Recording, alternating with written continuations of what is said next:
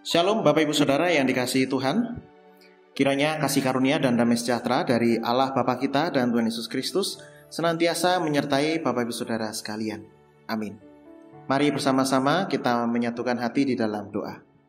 Ya Tuhan, kami bersyukur pada saat ini oleh karena Tuhan menyertai, menolong kami, dan juga memberikan hari yang baru bagi kami untuk kami dapat mengerjakan segala sesuatu yang Tuhan percayakan kepada kami untuk kami kerjakan. Dan itu semua menjadi sarana untuk kemuliaan nama Tuhan. Sebelum kami melakukan berbagai aktivitas ya Tuhan, kami akan mendengarkan firman-Mu yang menjadi penolong bagi kami, pedoman bagi kami dalam kami menjalani kehidupan. Mari Tuhan tuntun, Tuhan berkati, sehingga firman-Mu dapat menjadi daya bagi kami dalam kami melakukan perintah Tuhan di tengah kehidupan kami. Di dalam nama Yesus Kristus kami berdoa. Amin. Bapak Ibu Saudara yang dikasihi Tuhan, bacaan kita pada saat ini diambil dari Matius 5 ayat 43 sampai dengan 44. Matius 5 ayat 43 sampai dengan 44 yang demikian. Kamu telah mendengar firman, kasihilah sesamamu manusia dan bencilah musuhmu. Tetapi aku berkata kepadamu, kasihilah musuhmu dan berdoalah bagi mereka yang menganiaya kamu. Demikianlah firman Tuhan yang menjadi judul perenungan kita pada saat ini adalah ajaran yang tidak populer. Bapak Ibu Saudara yang terkasih dalam Tuhan Yesus Kristus, kita bisa membayangkan bahwa pada saat Yesus hadir atau lahir di tengah dunia itu adalah pada zaman Romawi menindas atau menjajah bangsa Israel dan juga bangsa-bangsa lain yang ada di sekitar sana. Dan posisi bangsa Romawi pada saat itu tentu saja dibenci oleh penduduk-penduduk lokal, atau mungkin yang ada sebagian dari Bapak Ibu Saudara yang menyebutnya penduduk pribumi. Nah, jadi bangsa kolonial dan juga penduduk pribumi.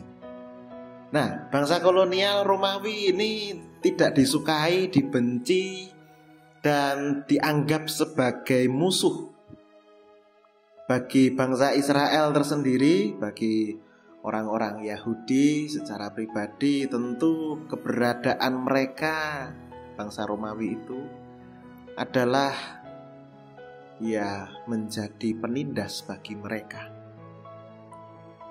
Mereka ingin segera merdeka, mereka ingin segera mengangkat senjata, ingin segera melawan bangsa Romawi itu supaya nanti bisa kembali merasakan segarnya kebebasan dari penindasan bangsa asing, bangsa kolonial Romawi. Nah, Bapak Ibu Saudara, di tengah-tengah situasi yang seperti itu, kemudian Tuhan Yesus hadir dan memberikan pengajaran, kasihilah musuhmu dan berdoalah bagi mereka yang menganiaya kamu. Nah, ini Bapak Ibu Saudara, bisa bayangkan orang lagi dendam kesumat, orang lagi marahnya gak karuan, orang lagi memendam amarah di dalam hati, ingin diluapkan gitu ya. Tapi kemudian ada orang yang mengatakan, kasihilah musuhmu. Tentu bagi orang-orang yang seperti ini, ajaran Yesus ini tidak bisa masuk di akal mereka. Ini adalah ajaran yang tidak populer sama sekali di tengah situasi dan kondisi yang seperti itu. Bisa dikatakan juga bahwa apa yang Tuhan Yesus ajarkan ini sangat tidak menjawab situasi dan kondisi atau kebutuhan pada saat itu. kebutuhan mereka adalah sepakat untuk mengangkat senjata perang. Tapi Tuhan Yesus bilang, kasihilah musuhmu. Nah, disinilah Bapak Ibu Saudara,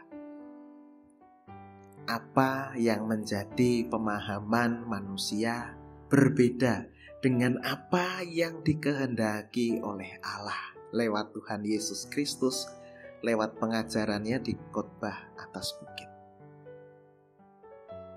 Bapak Ibu Saudara yang dikasihi Tuhan Yesus Kristus, dalam kehidupan ini ada hal-hal yang membuat kita mungkin bisa marah kepada orang lain. Barangkali karena sebuah kata, barangkali karena tindakan, sikap, atau bahkan mungkin karena keberadaan kita dilangkai orang lain, tidak dianggap sebagaimana mestinya.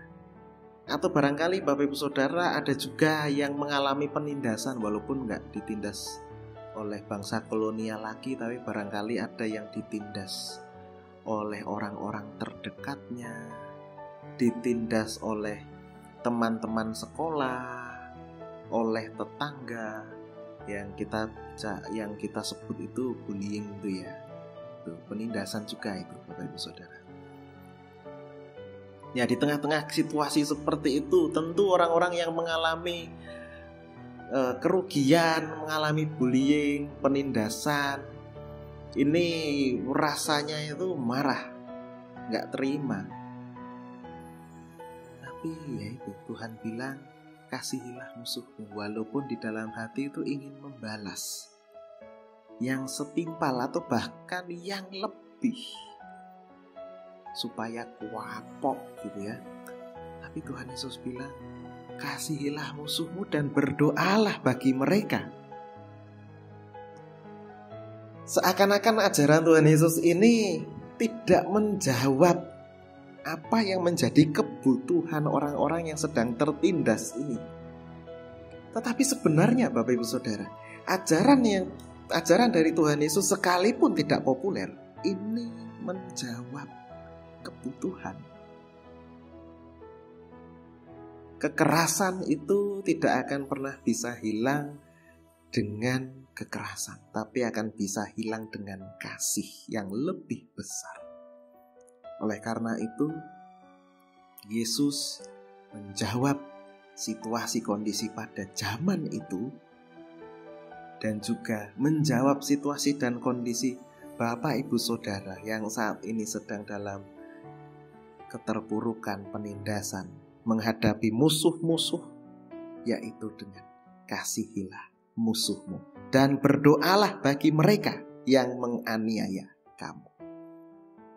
Dengan cara demikian Bapak Ibu Saudara, kita memutus mata rantai balas membalas, memutus mata rantai kekerasan, dan memulai kehidupan yang baru dalam pengharapan dan kebaikan. Dengan cara seperti itu Bapak Ibu Saudara, kehidupan akan dibangun, kehidupan akan semakin bersinar, kehidupan akan semakin hangat. Bapak Ibu Saudara, mari kita resapi firman Tuhan ini, kita renungkan, dan kita mohon Tuhan memberikan kekuatan supaya kita dimampukan mengasihi lebih besar kepada orang-orang yang kita anggap sebagai musuh kita, sehingga tidak lagi dibalas dengan kekerasan. Aku duwe kartu truf orang itu, tidak lagi seperti itu, tetapi dengan kebaikan, dengan cinta kasih, sehingga kehidupan bisa semakin indah. Amin. Kita berdoa. Tuhan, pada saat ini kami bersyukur kami diingatkan lagi tentang ajarannya Tuhan Yesus. Sekalipun tidak populer bagi orang-orang yang ditindas, ingin membalas, sedang marah, merasa tidak terima.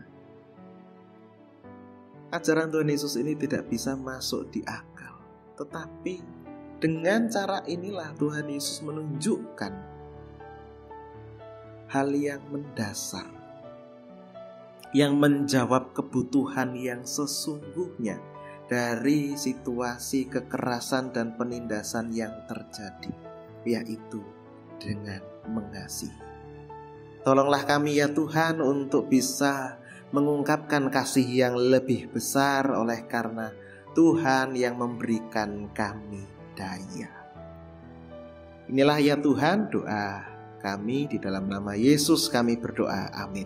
Kiranya kasih karunia dan damai sejahtera dari Tuhan Yesus Kristus, kasih dari Allah Bapa, serta persekutuan dengan Roh Kudus menyertai Bapak Ibu Saudara kini hingga selamanya. Amin.